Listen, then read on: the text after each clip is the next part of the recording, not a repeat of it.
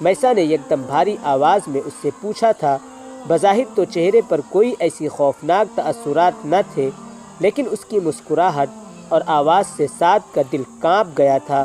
میسا آواز حلق میں اٹک کر رہ گئی، جبکہ میسا زور سے قہقہا لگا کر ہنسی۔ سعد اس کے قہقہا کو سن کر کانپ کر پورے قد سے نیچے گری۔ یکدم جیسے میسا نیند سے جاگی، ہاتھ میں خون والا چاقو اور اپنے ہاتھ کو زخمی دیکھ کر خوفزدہ ہو گئی۔ تیزی سے ہاتھ سے چاقو نیچے پھینک کر باتھ روم کی طرف بھاگی۔ کرنا بیگم جیسے ہی دروازہ کھولا، اپنی بیٹی کو زمین پر گرا دیکھ کر چیخ مارتی سب کو آوازیں دینے لگی۔ میسا سعد کیا کر رہی ہے؟ تم اپنے آپ کو کیوں زخمی کر رہی تھی؟ بتاؤ مجھے، کچھ دن سے کیا حرکتیں کر رہی ہو تم؟ سب سعد کے کمرے میں جمع تھے۔ ڈاکٹر چیک کر کے جا چکے تھے۔ مرتا بیگم نے ان کے جاتے ہی میسا کو کندھوں سے تھام کر جھنجھوڑ ڈالا، جو آنکھوں میں نمی لیے خود بھی سمجھنے سے قاصر تھی۔ مجھے کچھ نہیں پتا ماما، میرے ساتھ کیا ہو رہا ہے؟ میں سچ کہہ رہی ہوں، میرا یقین کریں۔ میسا پریشانی سے کہہ کر اپنی ماں کے گلے لگ گئی۔ اسد اور سیف صاحب نے ایک دوسرے کو دیکھا جو کچھ سمجھ نہیں پا رہے تھے۔ خاموشی میں اس کی گنگناہٹ پورے اسکول میں گونج رہی تھی، جو بال کھولے بنا دوپٹے زمین پر بچوں کے انداز میں گھپ اندھیرے میں بیٹھی ہل ہل کر گنگنانے میں لگی ہوئی تھی۔ ہر طرف ہو کا عالم تھا۔ یکدم دور کلاس کا دروازہ چرچرایا، ساتھ ہی کسی چیز کے گھسیٹنے کی آواز نے اس کی گنگناہٹ رو کی۔ بہت آہستہ سے وہ کھڑی ہوئی۔ جب زینے سے چڑھ کر کتا بھونکتا ہوا اندر آیا، میسا نے غرا کر اس پر حملہ کیا۔ کلاس کا دروازہ دھاڑ کر کے کھولا اور پھر بند ہوا۔ کچھ ہی لمحوں میں وہاں خاموشی کے ساتھ خون کی بدبو پھیل گئی۔ صبح ہوتے ہی اس کی آنکھ کھلی، اٹھ کر دونوں ہاتھوں سے بالوں کو لپیٹ کر اٹھ کر باتھ روم کی جانب بڑھی۔ منہ دھونے کے لیے جیسے ہی نل کھول کے چہرے پر چھینٹا مار کر دوبارہ ہاتھ نل کے نیچے کیا، ہاتھ میں بالوں اور خون جمع ہوا تھا۔ دل خراش چیخ کر ساتھ دونوں ہاتھوں کو جھٹک کر تڑپ کر پیچھے ہوتی، کپ کپاتے ہاتھوں کو دیکھا تو سن ہو گئی۔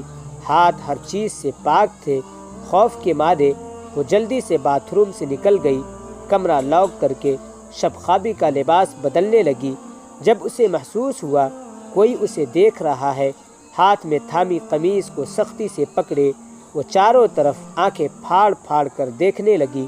اچھی سے تسلی کر کے جلدی سے قمیص پہن کر جیسے ہی لاؤنج میں آئی، جہاں کوئی نہیں تھا، ابھی وہ آواز دینے کا سوچ ہی رہی تھی جب گھر کے دروازے سے سیف صاحب اور مرتا بیگم کو آتے دیکھا۔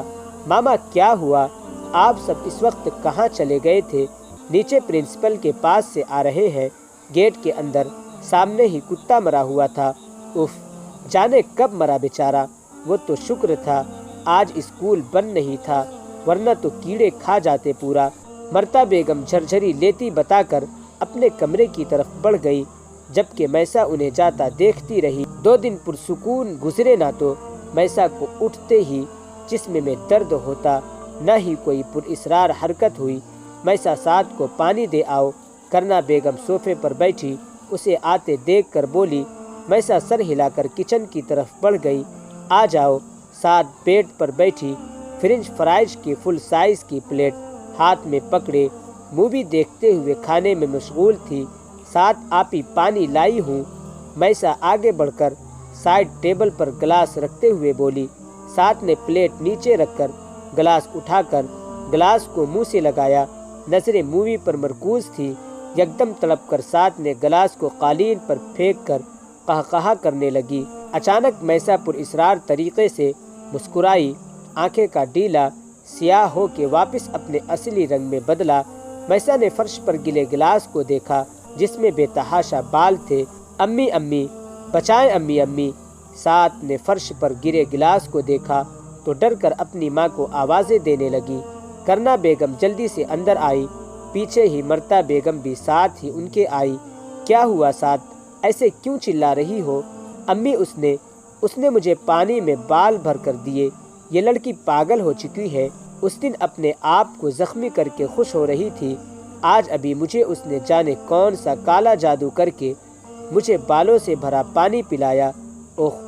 سعد اپنی ماں کو دیکھ کر سب بتانے لگی۔ مرتا بیگم اپنی بیٹی کو دیکھنے لگی جو خود حیران و پریشان اسے دیکھ رہی تھی۔ کہاں ہے گلاس؟ مرتا بیگم نے یکدم پوچھا۔ وہ رہا۔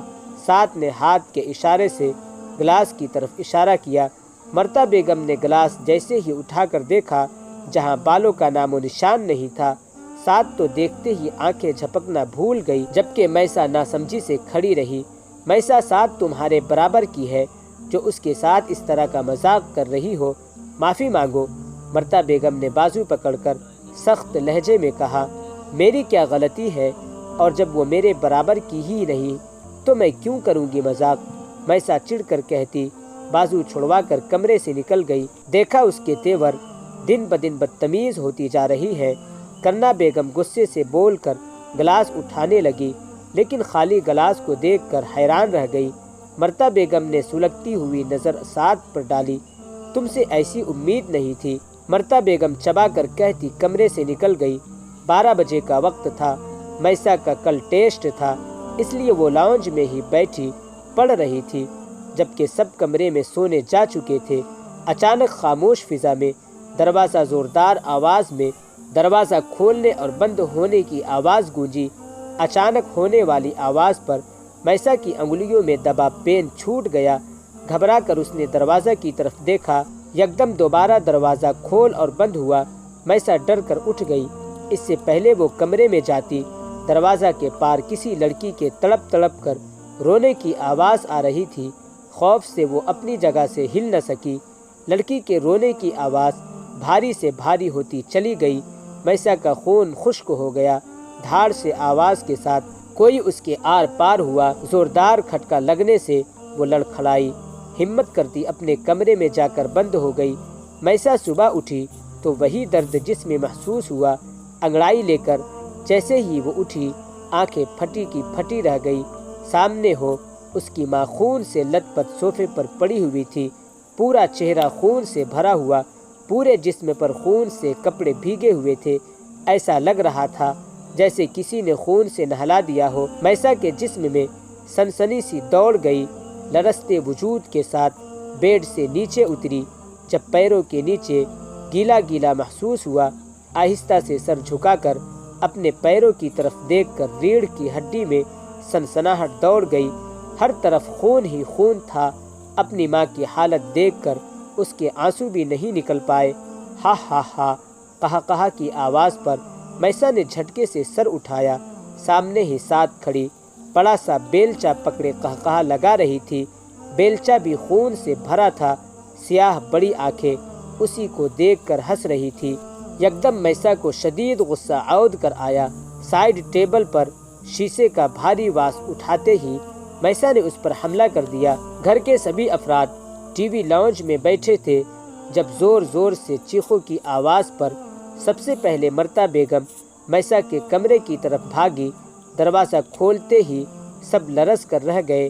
میسا جنونی طریقے سے سعد کو بری طرح زخمی کر چکی تھی، جبکہ سعد کا سر پھٹنے سے خون پانی کی طرح بہہ رہا تھا۔ ہائے میری بچی، مار دی، کوئی بچاؤ میری بیٹی کو، بچاؤ کوئی بچاؤ۔ کرنا بیگم سینہ پیٹتی تڑپ کر چیخ چیخ کر بول رہی تھی۔ اسد صاحب نے آگے بڑھ کر اسے زبردستی پکڑا، جبکہ سیف صاحب تو اپنی بیٹی کو پتھرائی آنکھوں سے دیکھنے لگے۔ انہیں اس سے خوف محسوس ہو رہا تھا۔ غصے سے لال چہرہ عجیب سا ہو رہا تھا۔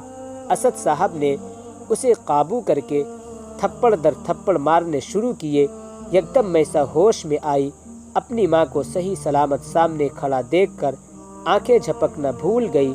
سعد کو جلدی سے سب ہسپتال لے کر جانے لگے، لیکن راستے میں ہی اس کی ڈیتھ ہو گئی۔ ایک قیامت تھی جو ان کے سروں پر ٹوٹی تھی۔ کرنا بیگم غم و غصے میں پاگل ہو گئی تھی، جبکہ میسا کو کمرے میں لاک کر دیے گئے تھے، جو سرک کر نیچے قالین پر بیٹھی، دونوں ہاتھوں کو ٹانگوں کے گرد باندھے سمٹ کر بیٹھی ہوئی اپنے ہاتھوں کو دیکھ رہی تھی۔ سعد کا خون اس کے دونوں ہاتھوں پر لگا ہوا تھا۔ میسا دیکھتے دیکھتے اچانک رونے لگی۔ اس نے اپنی کزن کو مار ڈالا، آواز سے روتی وہ پاگلوں کی طرح خود کو مارنے لگی۔ یکدم اس کی نظر بیڈ کی دوسری طرف اٹھی۔ کالی سیاہ آنکھوں والی لڑکی اسی کی طرح بیٹھی اسے دیکھ رہی تھی۔ میسا کے رونے میں شدت آنے لگی۔ سامنے بیٹھی لڑکی کا چہرہ بدلنے لگا۔ دیکھتے ہی دیکھتے لڑکی بھیانک ہوتی چلی گئی۔ میسا تیزی سے لڑکھڑا کر کانپتی ٹانگوں کے ساتھ بھاگتی دروازہ پیٹنے لگی۔ کھولو، بچاؤ مجھے، وہ مجھے مار دے گی۔ میسا کی آواز پھٹ رہی تھی۔ دروازہ پیٹ پیٹ کر اس کے ہاتھ سرخ ہو چکے تھے۔ جب کان کے قریب سرگوشی سن کر اس کے رونگٹے کھڑے ہو گئے۔ میں تمہیں ساتھ لے جاؤں گا۔ بھاری خوفناک سرگوشی ہوئی۔ میسا گرتی اس سے پہلے ہی دروازہ کھول کر کرنا بیگم اندر آئی۔